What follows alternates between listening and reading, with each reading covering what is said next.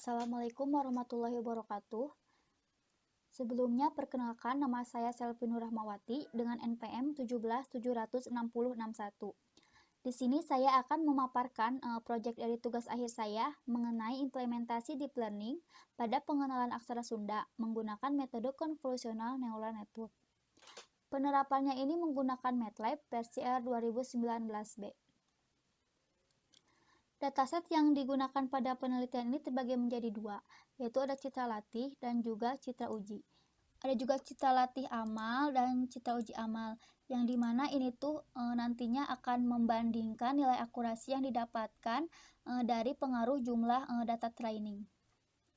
Proses penerapan training ini menggunakan metode CNN yang dimulai dengan menentukan jalur database folder yang digunakan yaitu pada direktori D, TA, project TA, kemudian citra latih yang ini. Sedangkan untuk datanya itu disimpan pada D, TA, kemudian project dan diikuti dengan perintah untuk membaca gambar dari data folder beserta subfoldernya juga. Jika jalurnya ini benar, maka akan masuk ke dalam subfolder dan mengambil data dari foldernya juga. Nah, kemudian ada numTrain file, yang dimana numTrain file ini digunakan untuk pembagian image menjadi data training. Data training ini menggunakan dataset sebesar 80%. Nah, yang dimana diambil secara acak dan juga random. Tahapan selanjutnya ada layer, yang dimana layer ini tuh digunakan sebagai arsitektur yang digunakan pada CNN. Nah, image yang digunakan pada penelitian itu sebesar 64 kali 64 pixel. 3 ini sebagai inisiasi dari citra RGB. Lapisan konvolusi ini menggunakan ukuran pixel 3x3 dan juga 5x5, yang dimana tahapan konvolusi ini untuk mencari fitur yang lebih detailnya lagi untuk mengekstraksi fitur dari sebuah citra input. Kemudian ada batch normalization layer, yang dimana digunakan untuk pengoptimalan aktivasi dan juga kecepatan jaringan dalam melatih data training. Dari tahapan konvolusi ini melalui tahapan max pooling, yang dimana untuk mengurangi ukuran citra agar proses fitur learningnya semakin lebih cepat. Selain itu, pada konvolusi juga ada stride, yang dimana untuk melakukan pergeseran dari perhitungannya. Nah, dari tahapan konvolusi dan pooling ini melakukan tahapan yang sama lagi, konvolusi dan pooling. Kemudian ada ReLU, yang dimana fungsi dari konvolusi dan pooling ketika dilakukan perjumlahan, jika nilainya negatif, maka akan diganti pada ReLU ini menjadi 0, apabila positif maka akan dipertahankan, yang tujuannya untuk memudahkan dalam mencari nilai maksimalnya. Dropout ini digunakan untuk mengurangi terjadinya overfitting dalam melakukan pembelajaran terhadap proses training. Dan untuk pengklasifikasiannya ini menggunakan fully connected layer, yang dimana fully connected layer ini sebanyak 7 dari jumlah kelasnya, dan juga untuk aktivasinya menggunakan softmax, karena softmax ini sangat cocok untuk pengklasifikasian multiclass. Yang selanjutnya ada option, yang dimana option ini untuk menentukan parameter mana yang menghasilkan model terbaik dalam pengujiannya. Net ini digunakan untuk melatih jaringan yang sebelumnya telah didefinisikan dari train image, layer, dan juga dari option. Kemudian ada YPRED dan YValidation, yang dimana YPRED ini untuk memprediksi label kelas dalam penyimpanan data gambar yang akan dites. Kemudian YValidation ini untuk memvalidasi datanya. Yang terakhir ada akurasi. Akurasi ini digunakan untuk mendapatkan keakuratan berapa sih gambar yang dikenali dengan benarnya, maka akan muncul dari akurasinya.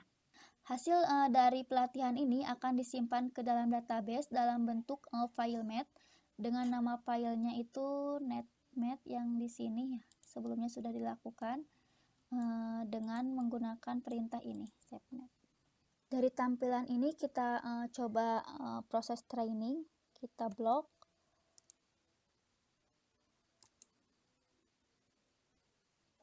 Nah, ini untuk melakukan dari proses training.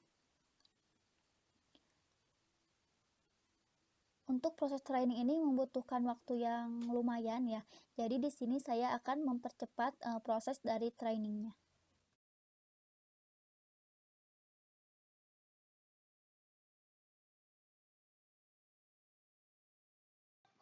Ini merupakan hasil dari proses training, yaitu dihasilkan akurasi sebesar 96,71 dengan menggunakan iPod 100 dan learning rate 0,001.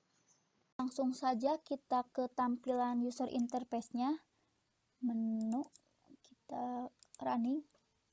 Nah, ini untuk tampilan dari user interface yang digunakan pada penelitian ini. Jika diklik bantuan, maka akan muncul cara menggunakan aplikasi. Nah, ini tuh untuk langkah-langkahnya. Kita kembali, maka akan ke tampilan menu. Kemudian untuk tentang berisi data diri dari pengembangan sistem.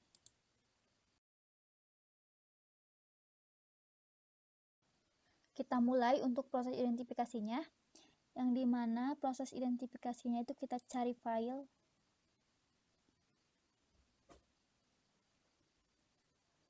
Nah, ini file yang digunakan yaitu kita latihkan untuk pengujian data training. Berarti kita data uji. Kita dari huruf A, kita pilih secara random. Nah, di sini tuh sudah muncul dari gambar dari A, kemudian dari nama dari filenya juga. Lakukan proses identifikasi. Muncul huruf A dengan hasil output A dengan akurasi 54,595%. Yang dimana akurasi ini tuh didapat dari shortcode ini. Kita coba reset, cari file, coba huruf E, identifikasi, benar sudah teridentifikasi. Kita reset lagi, cari file, iCurak, kita coba, kita curak dengan akurasi 98, reset, cari file lagi,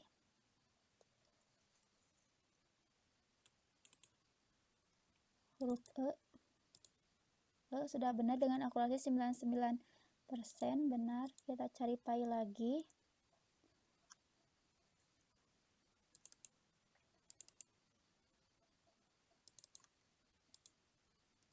huruf I teridentifikasi,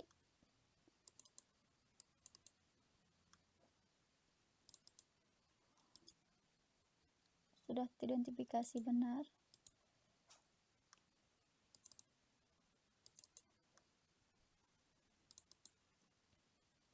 Ini huruf U teridentifikasi juga dengan benar. Jika pilih kembali, maka akan ke tampilan awal. Kita coba keluar. Nah, dalam keluar ini ada menu pop-up. Jika tidak, maka akan stay pada program ini. Jika iya, maka akan keluar. Mungkin sekian yang dapat saya sampaikan. Semoga bermanfaat. Billahi taufiq wal hidayah. Wassalamualaikum warahmatullahi wabarakatuh.